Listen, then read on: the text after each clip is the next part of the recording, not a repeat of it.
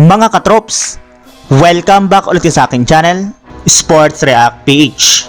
At ngayon nga ay pag-uusapan natin ang balitang tumaas na nga po sa standings ang Golden State Warriors. Pag-uusapan na rin nga natin dito sa ating panibagong video ang sinabi ni Coach Jason Kidd sa pagkatalo ng Dallas Mavericks sa Los Angeles Lakers.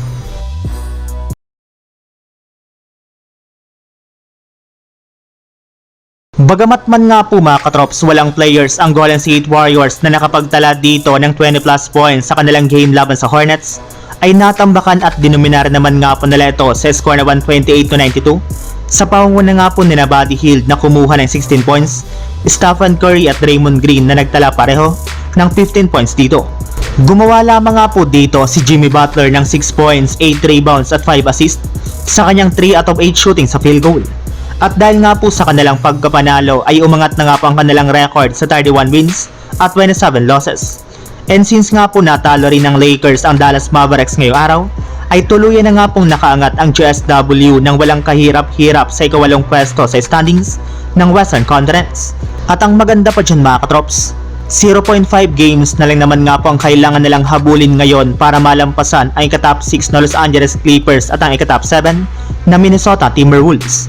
Kaya kailangan na lamang nga po ng GSW na manalangin na matalong muli ang dalawang ito sa mga susunod nilang laban at maipanalo na rin naman nga po ang kanilang next game upang makadiretso agad sila sa ika-6th seed sa lalong madaling panahon. Samantala, puon na naman tayo sa ating sunod na pag-uusapan sa sinabi ni Coach Jason Kidd sa pagkatalo ng Dallas Mavericks sa Los Angeles Lakers. Nahulog na nga po mga katrops ang Dallas Mavericks sa ika-9 na pwesto sa standings ng West matapos nga po silang matalo sa kanilang game ngayong araw laban sa Los Angeles Lakers.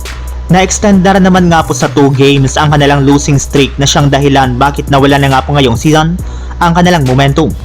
At sa pagtatapos nga po ng kanilang laban ay mismong si Coach Jason Kidd na rin naman nga po ang nagsabi na sobrang swerte nga po ng Lakers sa pagkakakuha nila ngayong season kay Luka Doncic since ito nga po yung kanilang mismong game plan. Hindi na rin naman nga po siya nagulat nang magtala ito ng triple-double sa kanilang game ngayong araw.